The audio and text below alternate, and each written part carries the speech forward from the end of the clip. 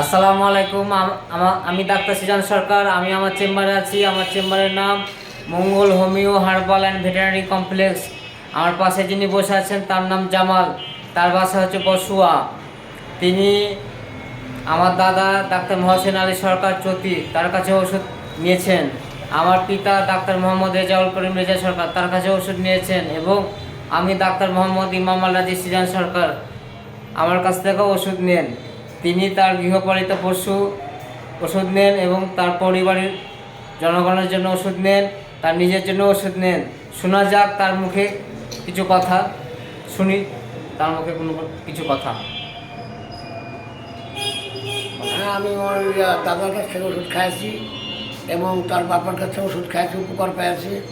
এবং সেই ছেলের কাছ থেকে ওষুধ খাচ্ছি, তাতে আমার উপকার পেয়েছে। আরও অনেক লোক উপকার পাই। দাদার কাছে কত সাল থেকে ওষুধ নিয়েছিলেন? ওষুধ দুধের আগে থেকে খাই। দাদার কাছে যুদ্ধের আগে থেকে ওষুধ নিতেন? হ্যাঁ, দুধের আগে থেকে খাইছি। আর আব্বার কাছে?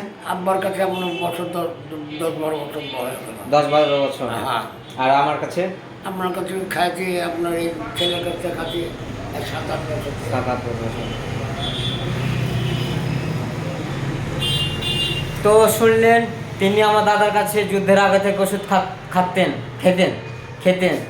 তো দাদা মারা যাওয়ার পর মাঝখানে অনেক গ্যাপ ছিল, তারাও জানতেন না যে কে চিকিৎসা করতেন না করতেন। তবে আমার আব্বা তারপরে আল্লাহর রহমতে হাল ধরেন চিকিৎসা সেবায়। তারপর তারা এলাকাতে জানতে পায় যে ডাক্তার মহসেন আলী সরকার চতি এর ছেলে একজন ডাক্তারি করেন। তিনি খোঁজে চলে এসেছেন। তারপর 10-12 বছর থেকে আব্বার কাছে খেতেন। তো আব্বা যখন প্র্যাকটিস করতেন, আমিও প্র্যাকটিস করতাম, আমার কাছে খেতেন। তিনি তো বললেন আমার কাছে 7 বছর ধরে খেতেন। তো আব্বা মারা যাওয়ার পর এখনও তিনি আমার কাছেই ওষুধ খান। তাদের পারিবারিক কোনো সমস্যা হলে ওষুধ খান। তারা আমার যে চিকিৎসা করে এসেছিলাম আল্লাহর রহমতে বাসায় যেয়ে, তারপরে তাদের গৃহপালিত পশু আছে, গরু ছাগল ভেড়া, এগুলো আল্লাহর রহমতে ট্রিটমেন্ট করি। তো ভিডিওটা এই জন্যই যে তিনি আমার দাদার কাছে ওষুধ খেয়েছিলেন, তারপরে আব্বার কাছে ওষুধ খেয়েছিলেন, তারপরে আল্লাহর রহমতে আমার কাছে ওষুধ খান, এর জন্য ভিডিওটা করা। তো আপনার বয়স কত? 80 বছর, 80+। তো আল্লাহর রহমতে তিনি সুস্থ যেন থাকে, ভালো থাকে, সুস্থ থাকে, এই জন্য আল্লাহর কাছে এই দোয়াই করি।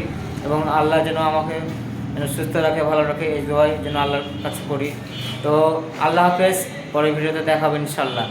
আর একটা বিষয় বলতে চাই যে আমার চেম্বারের ঠিকানাটা হচ্ছে চতির মোড়, বর্ণালী মোড়ের দক্ষিণ দিক, হাতেম খান রাজশাহী।